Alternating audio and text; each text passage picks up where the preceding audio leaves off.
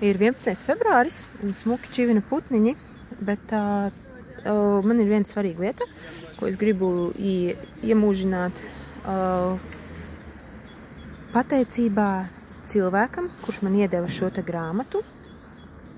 Un te jau pat vairs nav stāsts par šo grāmatu, bet stāsts par to, ko es atradu beigās tur ierakstītu. Pārējās grāmatas arī principā ir par, tā ir par nākotne. Arī es esmu no nākotnes ar šo visu. Un tā tad es gribu iemūžināt šo te tekstu. Pirmā nodaļa.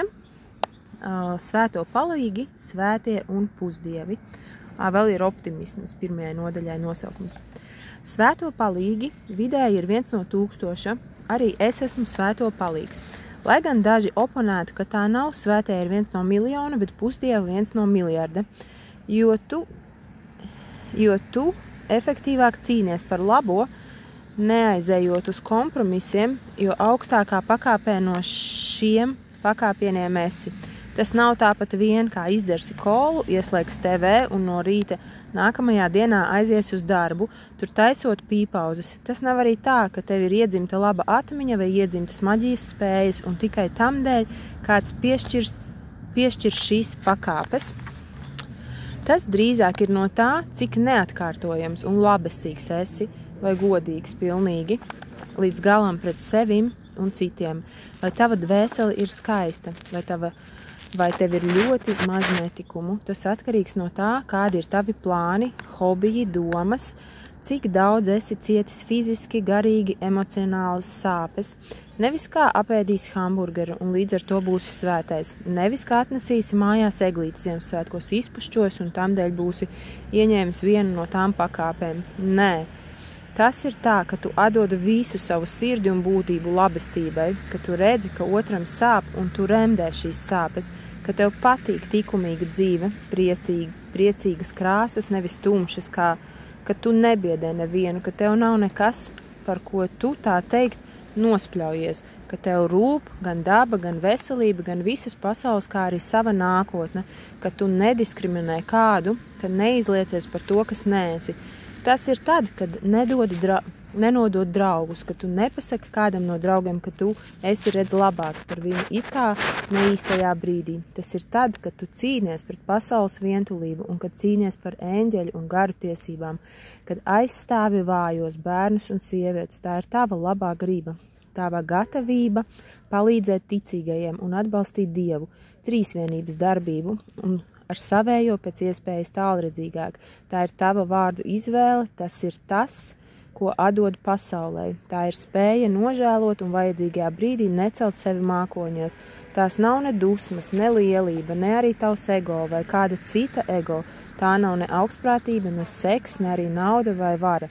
Tā arī ne paštīksmināšanās, bet pazemība, cēla rīcība, gudrība. Kopumā aptuveni rēķinot katrs 990 būs 9. būs svēto palīgs, svētais pusdievs, un viņi veicina paradīzē līdzīgu dzīvi. Nevis vienkārši, lai sev gūtu labumu, bet tādēļ, ka mīl visu pasauli, jebkuru koku, zvēru vai cilvēku, bet reizēm cilvēki nemīl viņus un rīkojas neatbilstoši reālajai situācijai. Tā vienkārši ir ērtāk. Šajos cilvēkos, protams, tad čukst ego.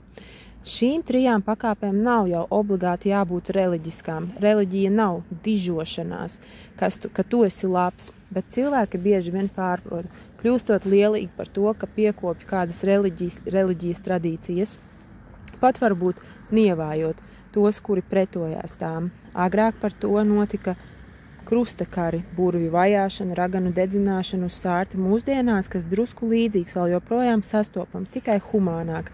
Galvenokārt tā ir tikai labas sirds, bet patiesībā, jo labāka sirds, jo vairāk ērkšķu tās ceļā, ko tās nesējs izjūt. Tāda sirds nevis nopirks sev 3 lielas jahtas, bet naudu ziedos Āfrikai. Tāda sirds nevis mainīs seksa partnerus kā zeķis, bet iemīlēsies tikai dažos, un pie tiem arī paliks. Tu šīs labās būtnes ikdienā iespējams neredzi, jo viņu ir ļoti maz, bet nesaki, ka tādu nav. Vienā no tiem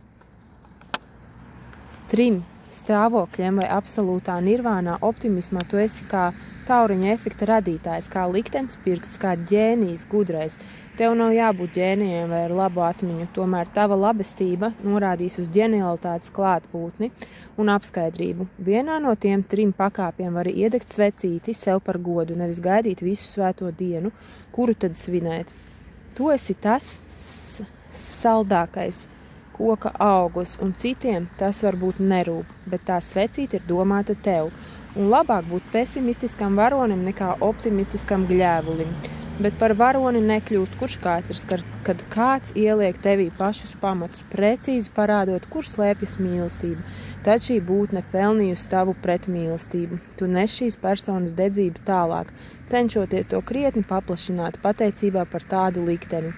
Iztēlojies, ka Dievs būtu saule, pusdievs mēnesis, svētais prožektors un svēto palīgs svece, kamēr visādi netikumi, lāsti un liekulība būtu pretējais šīm gaismas nesējām un nesējiem. Tu turpini starot, lai paspilgtinātu šo izpratni dziļāk, izlasi īrietes Lornas Bērnas grāmatu, kuras vispār ieguva pasaules slavu. Viņa raksta bestsellerus un ir vērts tos nevien izlasīt, bet arī praktiski izmantot dzīvē. Bet pat kaut vai viņa un citi droši vien būs labāki par tevi un mani, visādi rekordisi izcilnieki tik un tā, tu taču drīksti kļūt par to svecīti, prožektoru vai mēnesi. Tu vari aizstāvēt dabu, iestāties darbā, kur tiek attīrīti meži un ūdeņi no atkritumiem. Vari izveidot savu biznesu un brīvajā laikā šķirot savus atkritumus. Vari taupīt ūdeni, malku un ēst par daudz, tādējādi šie resursi pietiks visiem citiem. Vari kļūt par veģetārieti, vegānu vai mācīties dziedniecību, balto maģiju. Reliģija daļēji ir domāta pūļa kontrolei. Indivīds var būt apgaismotais un neļauties šai kontrolēšanai. Vieglāks ir pirmais variants, bet iegūtā brīvība ir tikai šķitums. Ar sabiedrību manipulēja jau Jēzus laikā, tāpēc atver acis, radi telpu gaismai, kļūsti par gaismu, kļūsti par dejojošu sveces liesmiņu. Pat daudzi mācītāji nebūs tik labi kā tu, ja to paveiksi. Apmāc mācītājs svētais pateiks, ka zinātne ir tas pats, kas ielas slaucīšana, mēslu savākšana un trauku mazgāšana.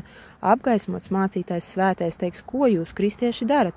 Kādēļ darat pāri zinātnei un maģijai? Vai nesaprotat, ka tāda rīcība nepavisam nav bez nosacījuma mīlestība? Vai nesaprotat, ka velns ir apmāts ar šo un ar šo paši arī? Tādēļ ieslēdziet prātā gaismu, nedaliet pasauli divās daļās, nenošķirieties no pārējiem un neviesiet pārējo bažas par sevi. Meklējiet īstenību. Pasakaini Harī, autors Harijs Martuzāns.